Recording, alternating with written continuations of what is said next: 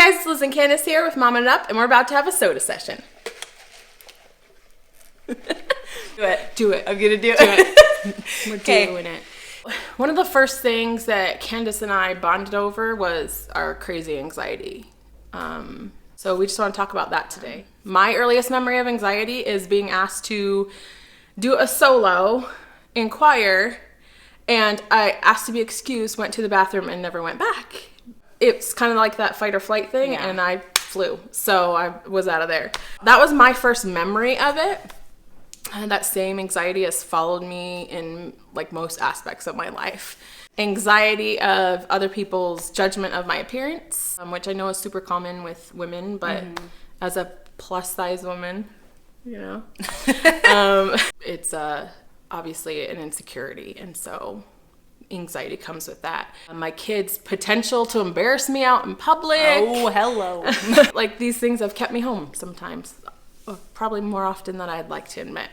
My anxiety hinders my ability to be a good mom. My brain quickly turns one child hitting their sibling to that child turning into a serial killer. It's the immediate guilt of my failed parenting comes to my head and makes me super anxious and feel like my heart starts to race. I feel like I need to stop this child from being an axe murderer. Like it turns so quickly. It's just, and poor little Johnny has no clue what's going on in my head. He's like, what the heck? But in my head, it's just so much bigger. My consequences may not fit the crime in that situation, all because of my anxiety. As a mom, my child's safety and future keep me up at night. Yeah. There are nights I don't go to sleep until 5 a.m. because my brain won't shut off. Like scenarios of the baby being attacked by a cat. Or a mountain lion. Like seriously, where do we think these things up? I don't know. My daughter being kidnapped and sold into sex slavery. My son being kidnapped and sold into sex slavery. My daughter feeling alone and one day committing suicide because I sent her back to bed that night instead of cuddling her one more time. My daughter getting into a relationship that's abusive. Go check on a carbon monoxide detector. A kid's project is due. When is it due? The baby's not breathing. Go check on the baby. You have to check on the baby. You can't sleep until you check on the baby. Yeah. It's crazy. It's overwhelming. Too much. So when you see a tired mom the next day, it might be because she was up till 5 thinking of scenarios of her baby dying in 100 different ways. Whew, that one gets me. That's what I think about every night. And I literally check her cam, like her video cam, like, okay, I check it at 11:30. Then I'm like, well, I'm about to go to bed at 12:30. Check it again. And then, just one more time at 1 o'clock. Like, yeah, you take all the safety precautions, but you never know. You never know. And I feel like, if I go to sleep, like that's on me. I'm being a lazy parent. My baby could be like dying and I wouldn't, so you don't go to sleep. So heavy. Everything I read, I take that into my own life and situation. So the other day I read about a baby that was 5 or 6 months old, should be past the SID stage, died in her sleep. I couldn't go to sleep that night. How could that baby just stopped breathing and we don't know why? And that happened. If that happened to me, like I would not be able to live with that guilt. So that's why I can't go to sleep either. Like I have to check, and I read those stories, and it's me. It's happening to me, or I at least feel what that mom's feeling. Empathetically, obviously not for real, but I can only imagine like the heartache, and I can't. I just can't. Like there's so many things, like just like simple mistakes that your brain just like you'd think like anyone could make those mistakes. Yeah. It's I know everyone, it's an accident and it's no one's fault, but as a mom, if you can stay up, you can prevent it. If you're always checking, it's just, as a mom, we take that on 110%. It's not, How do dads sleep through it? It's not dads. It's not, I think it's just our genetic makeup. Like we're made to be the protectors and the nurturers. And with that comes that responsibility it is all on you for this baby to live. Like, all on you.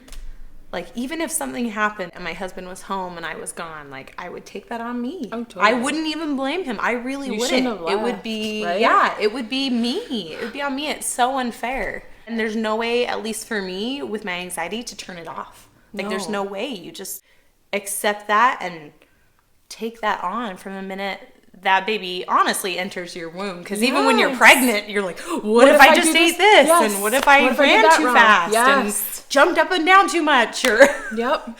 you know? Or it's slipping on all- a stair, which is totally not even in your control, but you feel like I have to be so careful walking down the stairs Yes. from the second. Or what if I go into that gas station, that guy looks like he's going to hold up the gas station, he's going to shoot me in the stomach. Like, crazy things. Like, graphic, horrible, crazy thoughts that just spiral out of control because of anxiety. Yeah. Does it happen for everybody? That's my question. Like, I know. Is it just us? just us. Say no. Say no. Tell us no.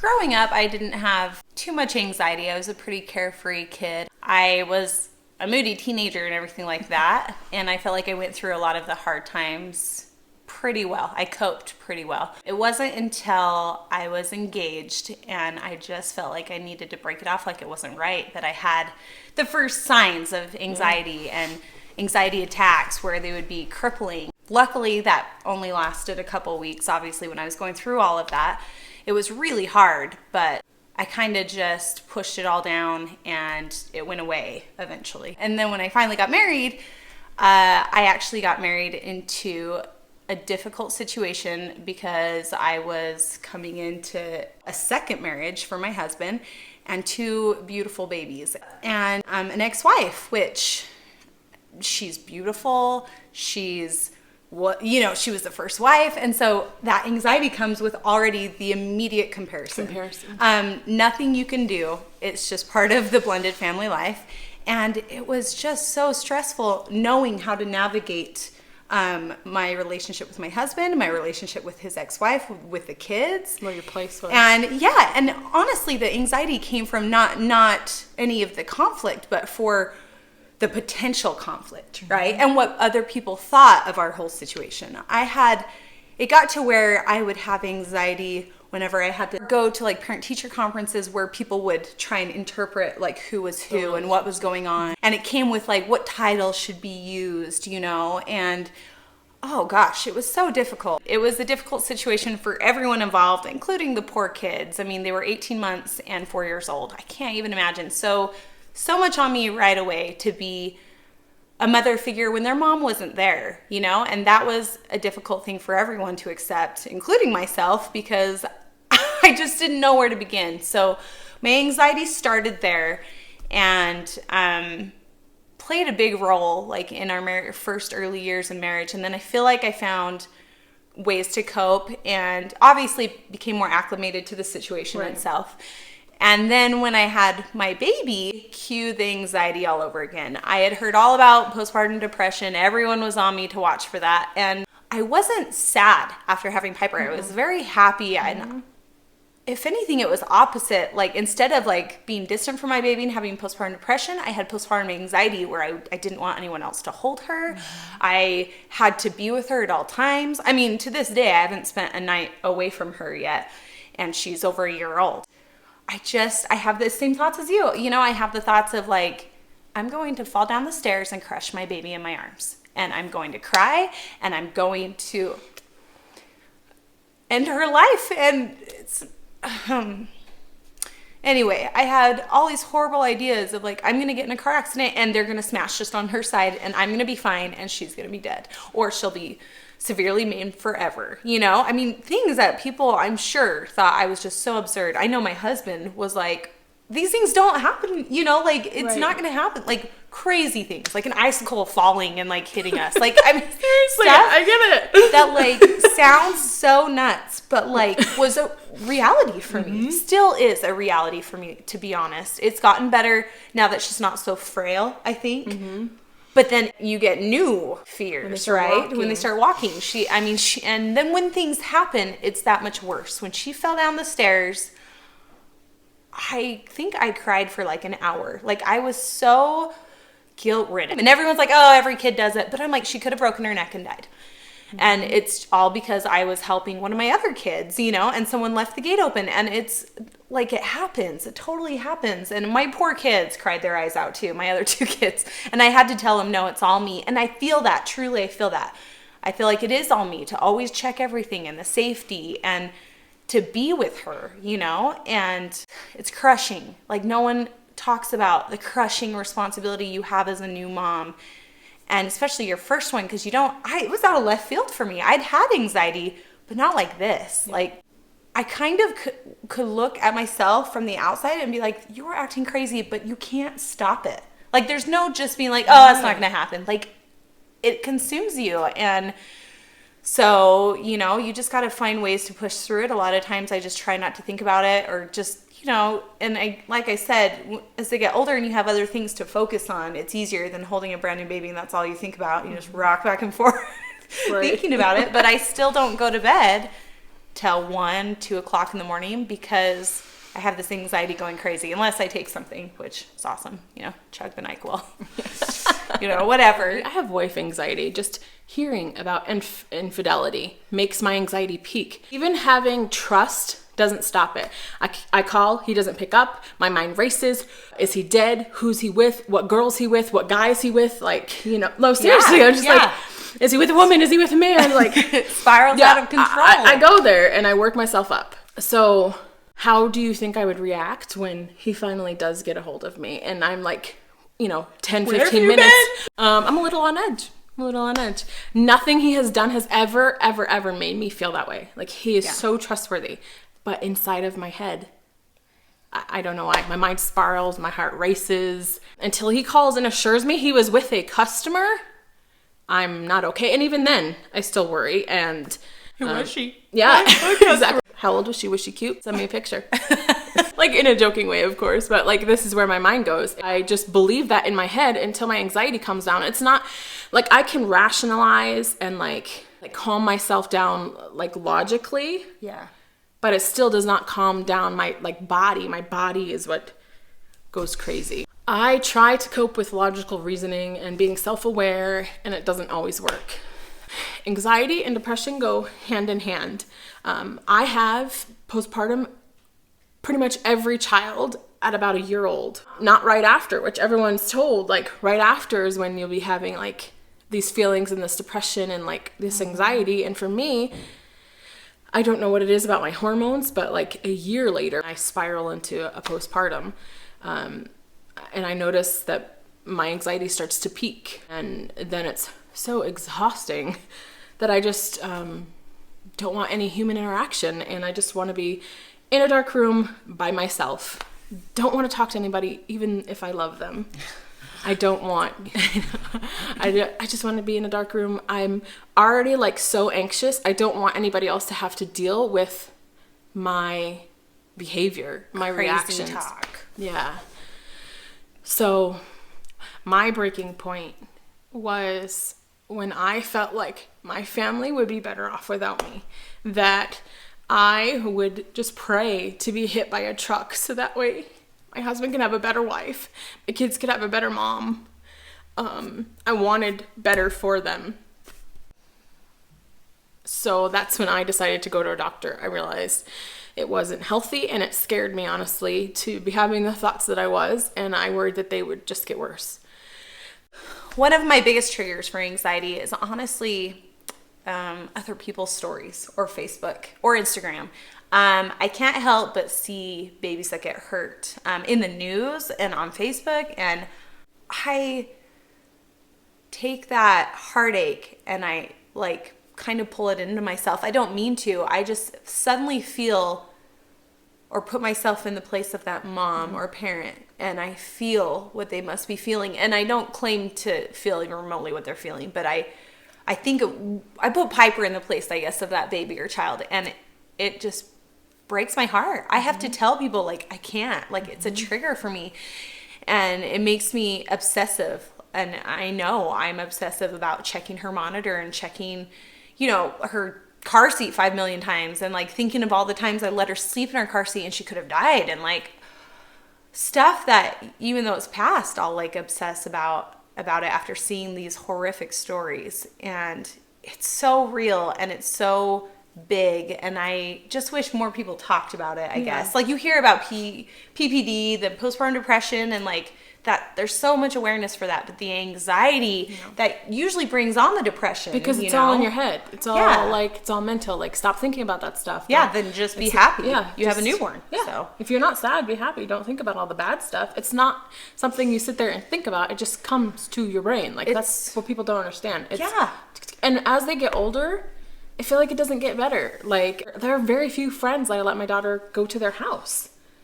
Because I don't know, like, that they're going to be safe. I don't know if someone's going to bring something up on the internet or have a conversation that we haven't had yet, or somebody that could physically hurt her. Like, with foster care, like, it's in your life. And so you know how real it is. Yeah. So as they get older, it does not get any better at all. I agree with that. I know. Sorry. It never gets better. Just drug yourself. You're good.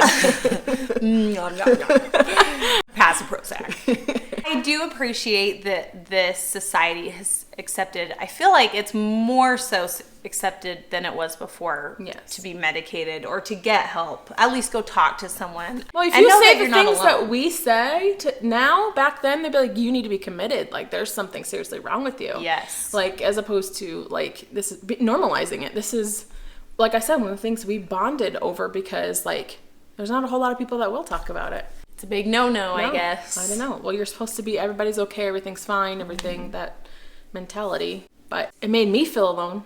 Super alone. Yeah, you do. And that, I think that's part of anxiety is like, these are the craziest thoughts ever, because honestly they are, or at least mine spiral out of control. Like they start as a normal, like, oh, she got hurt on the stairs, to she could have died and broken her neck, when, and she could have, but when in all reality, like how, But then for it to debilitate you for like, an hour afterwards, because at least you could have killed your child. Yes. This accident that happened could have killed your child. But that's on you. Yeah, and it's this dark cloud, and it followed me for like a week. And when people would comment, because she got a little bruise on her face, like, oh, look, she got a little bruise, like it would wash over me all over again. The guilt and the heartache and you just internalize all of that, all of the responsibility and all of the pain and guilt.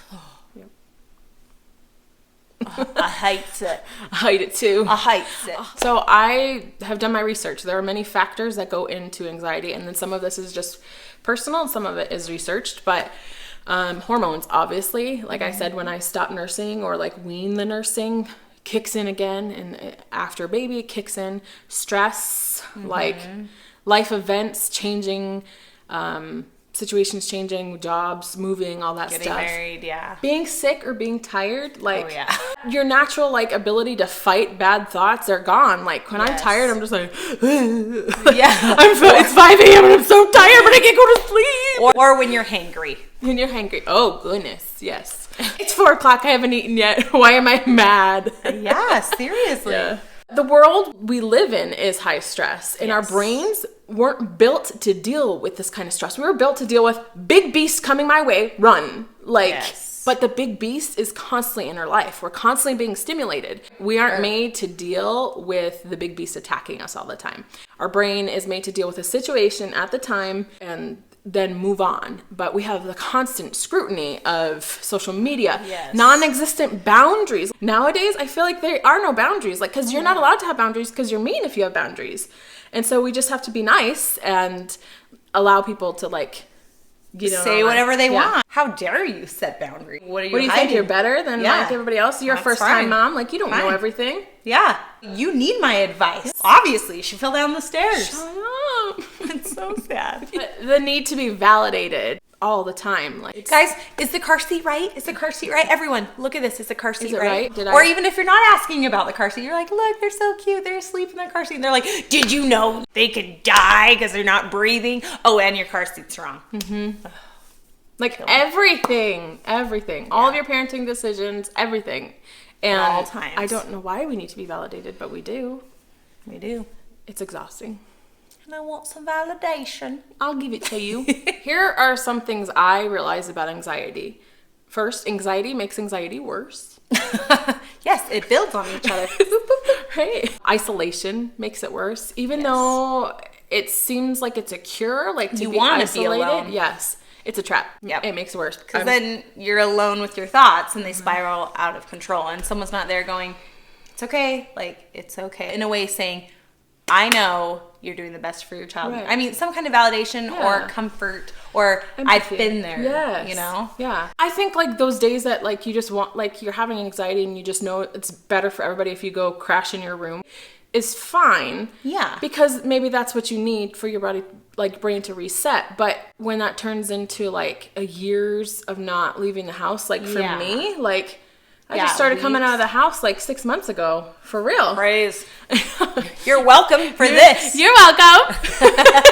Which is so weird because like people would like see us and be like, there's no way that you like, knowing you. Right. Yeah. You're so outgoing. You're so this. And like, I want to be in my covers. I think that's why people don't want to talk about it. Cause it's like, I'm outgoing and I don't have any problems, you know, but I also think that just cause you're outgoing doesn't mean you don't want to be alone. I mean, that doesn't make you introverted all of a sudden. I don't know. Sometimes I think hearing that you're not as outgoing is like a bad thing sometimes, or you just want to be by yourself. You're weird, you know? Well, this is actually the reason I wanted to do this, like our YouTube channel. That's one of the reasons, to get outside of myself and get out of the house and have an excuse to like have fun and like spend time with Candace and, you know, so like it's a therapeutic thing. Feeling like I'm crazy made it worse. There's nothing worse than feeling alone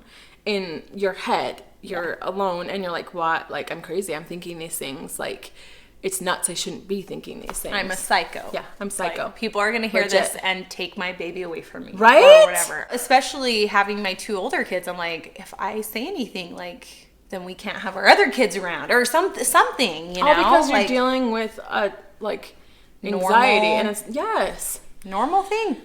So some coping skills that I have found for anxiety are, well, for me, exercise. And I haven't been diligent at my exercise. I was when I was pregnant, and that helped a lot because I felt like I was doing the best thing for my baby.